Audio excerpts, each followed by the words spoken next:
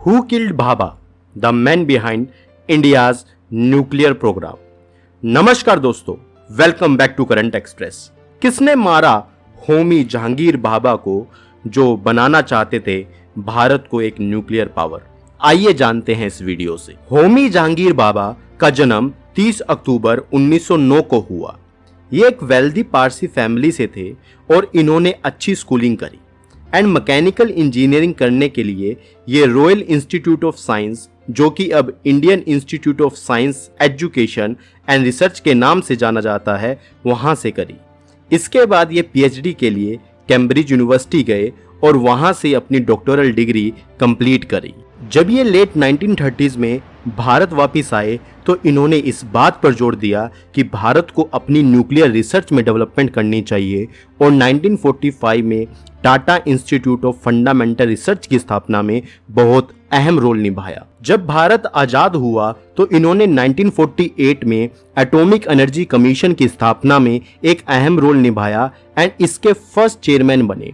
And इन्होंने बोला कि हमें 3 स्टेज न्यूक्लियर एनर्जी प्रोग्राम की स्थापना करनी चाहिए एंड इंडिया का थोरियम रिजर्व को यूटिलाइज करना चाहिए। होमी जहांगीर भाभा न्यूक्लियर एनर्जी का पीसफुल यूज करना चाहते थे एंड इंडिया को एनर्जी में इंडिपेंडेंट बनाना चाहते थे ताकि इंडिया किसी पर भी डिपेंडेंट ना रहे एंड इंडिया का एनर्जी सेक्टर बूस्ट हो सके और इंडिया की इकोनॉमी तेजी से डेवलप हो और इंडिया से गरीबी मिट सके। भाभा न्यूक्लियर एनर्जी का यूज इलेक्ट्रिसिटी जनरेशन के लिए करना चाहते थे ताकि इंडिया अपनी डिपेंडेंस फॉसिल फ्यूल पर कम कर सके, जिससे वो फाइनेंशियली स्ट्रोंग हो। वो न्यूक्लियर एनर्जी का हेल्थ केयर में भी यूज करना चाहते थे ताकि मेडिकल ट्रीटमेंट इंडिया में सस्ता हो सके और भारत के लोग स्वस्थ हो सकें। वो साथ ही में इम्प्रूव करना चाहते थे crop yield and new varieties को ताकि भारत फूड ग्रेन में सेल्फ सफिशिएंट हो सके और भारत को फेमाइन का सामना ना करना पड़े। लेकिन ये सब एक देश जिसकी आंखों में इंडिया का डेवलपमेंट चुभ रहा था देख ना पाया, क्योंकि वो पाकिस्तान के फेवर्ड में था और पाकिस्तान का डेवलपमेंट देखना चाहता था। होमी जहांगीर भाभा का जिनीवा स्विट्जरलैंड जाना होता है और इसके लिए वो अपनी टिकट बुक करवाते हैं एयर इंडिया फ्लाइट 101 एंड ये एरोप्लेन बोइंग 707 होता है, जो कि एक अमेरिकन कंपनी होती है।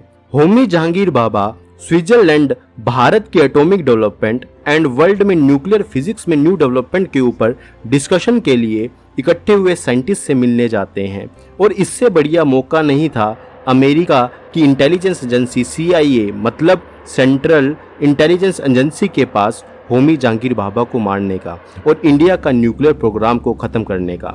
Homi J Bhabha air India flight 101 को बोर्ड करते हैं और ये फ्लाइट बॉम्बे से होते हुए जिनीवा स्विट्जरलैंड एंड वहां से फिर USA जानी थी। अचानक फ्लाइट में टर्बुलेंस आता है जब ये प्लेन फ्रेंच एल्प्स पर होता है।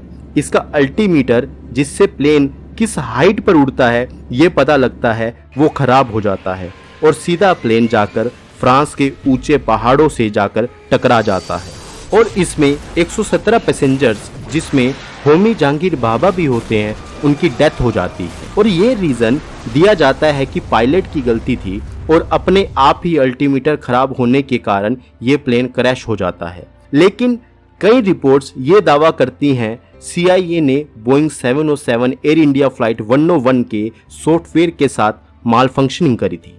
इससे अमेरिका को ये हासिल हुआ कि भारत का न्यूक्लियर प्रोग्राम पीछे हो गया। इंडिया की इकोनॉमी में क्राइसिस फ्यूल के कारण ही आया 1991 में एंड इंडिया को LPG रिफॉर्म करने पड़े अकॉर्डिंग टू IMF, जो कि अमेरिका के प्रभाव में था। एंड रशिया इंडिया के करीब आया एंड USA पाकिस्तान के करीब आया। अमेरिका ने यह सोचा था इंडिया इसके बाद न्यूक्लियर स्टेट बन नहीं पाएगा, लेकिन जिस दिन हमने 18 मई 1974 को स्माइलिंग बुद्धा न्यूक्लियर टेस्ट किया पोखरण रेंज में, उस दिन अमेरिका के होश उड़ गए और भारत ने सच्ची श्रद्धांजलि अर्पित करी होमी जे भाभा को, the man behind nuclear programme of India. आशा करता हूँ ये आपको कंटेंट पसंद आया होगा। Piyush Thakur signing off. जय हिंद, जय भारत।